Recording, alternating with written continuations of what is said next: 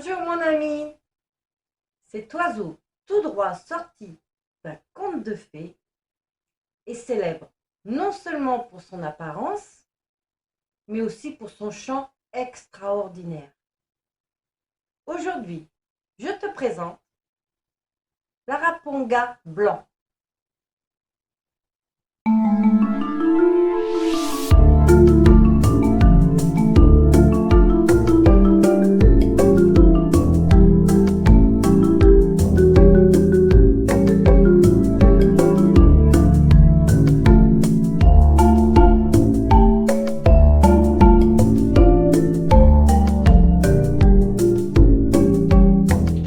L'araponga blanc mâle est d'un blanc pur, presque éclatant, ce qui lui donne une allure majestueuse au milieu de la forêt tropicale. Il a une longue crête grise qui pend de son bec. C'est un caroncule. Comme pour le coq, un caroncule est une excroissance charnue bien visible. C'est le symbole de maturité pour les mâles. En revanche, la femelle a un plumage vert olive, plus sobre, ce qui lui permet de se cacher dans le feuillage. Cette différence de couleur est un bel exemple de ce que l'on appelle le dimorphisme sexuel, la différence entre mâle et femelle donc. L'araponga blanc, de son nom scientifique Procnias albus, est un oiseau faisant partie de deux familles, les passeriformes et les cotingidés. Il est surnommé l'oiseau-cloche en raison de la sonorité métallique de son cri. Des scientifiques se sont penchés sur son cri. Les mesures sur l'araponga blanc ont indiqué que le volume de son cri monte jusqu'à 125 décibels. C'est l'oiseau qui crie le plus fort. Juste pour que tu te rendes compte. Pour comparer, un marteau-piqueur à 100 décibels, une tronçonneuse atteint les 120 décibels. Je te fais écouter, mais enlève ton casque ou tes écouteurs, sinon c'est insupportable.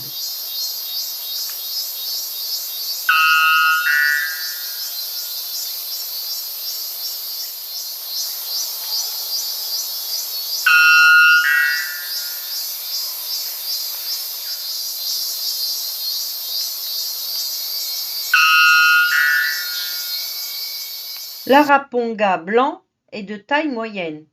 Il mesure entre 28 à 30 cm de long. L'oiseau-cloche réside principalement dans les forêts tropicales d'Amérique du Sud, notamment au Brésil, en Guyane et au Venezuela. Il est endémique à l'Amérique du Sud. Il préfère les forêts denses et les lisières de forêt où il peut trouver à la fois abri et nourriture. Lorsque tu pars à la recherche de cet oiseau, souviens-toi qu'il est souvent plus facile de l'entendre avant de le voir. L'oiseau-cloche est souvent solitaire ou vit en petits groupes.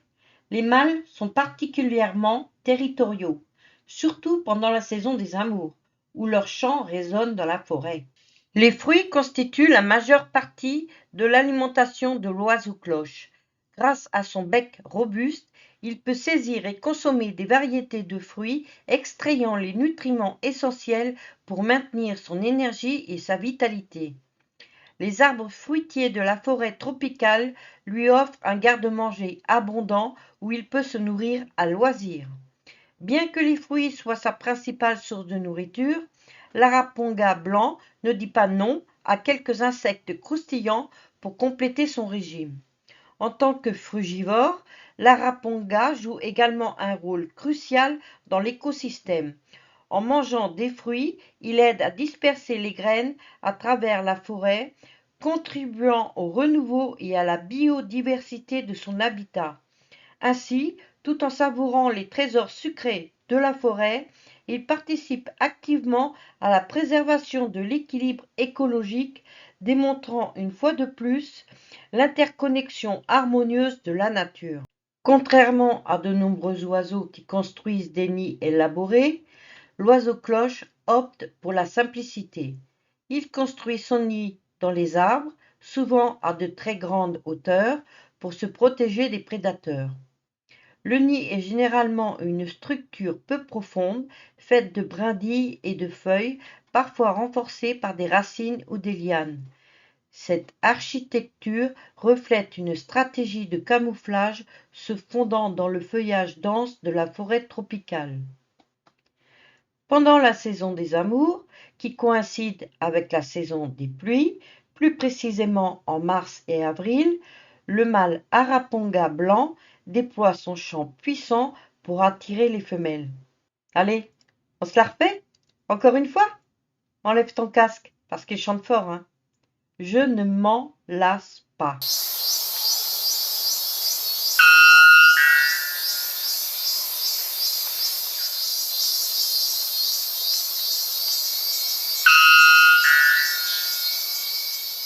Une fois qu'une femelle est séduite par le concert sonore, elle choisit un mâle comme amoureux. Elle en changera chaque année.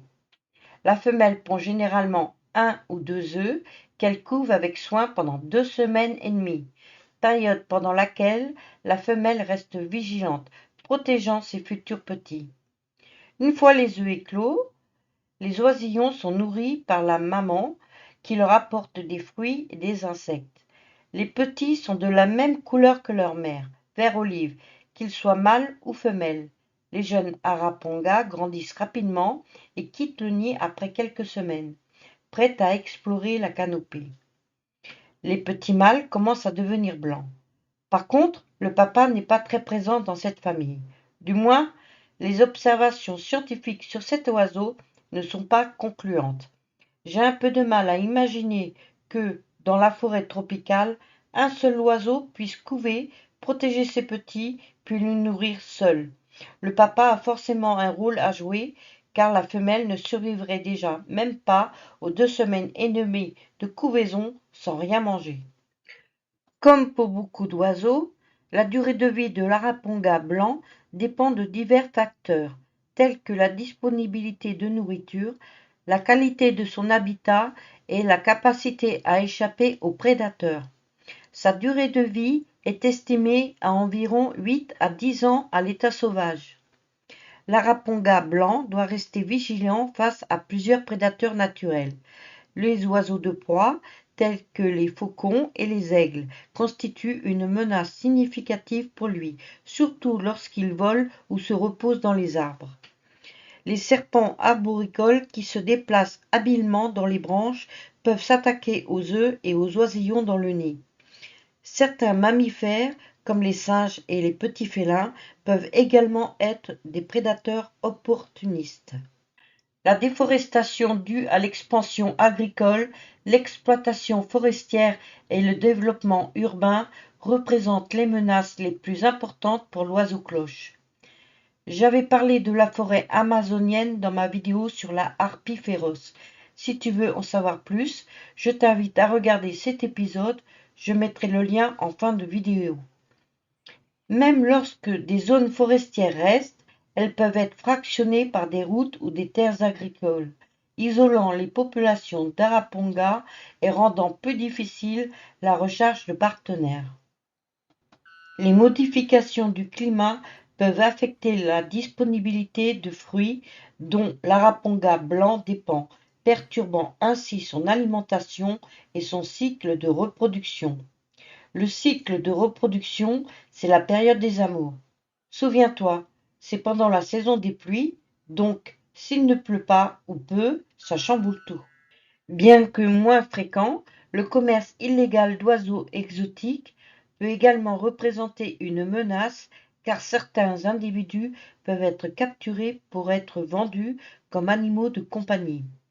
Non mais, franchement, qui voudrait dans sa maison d'un oiseau qui crie si fort? Pas moi en tout cas. Et il est bien mieux en liberté. Pour assurer la survie de l'araponga blanc, il est crucial de protéger son habitat naturel et de promouvoir des pratiques durables qui préservent les forêts tropicales. La sensibilisation et l'éducation sur l'importance de la biodiversité peuvent également jouer un rôle clé dans la conservation de cet oiseau fascinant et de nombreux autres qui partagent son environnement. Voilà mon ami, c'était l'araponga blanc. dit l'oiseau-cloche.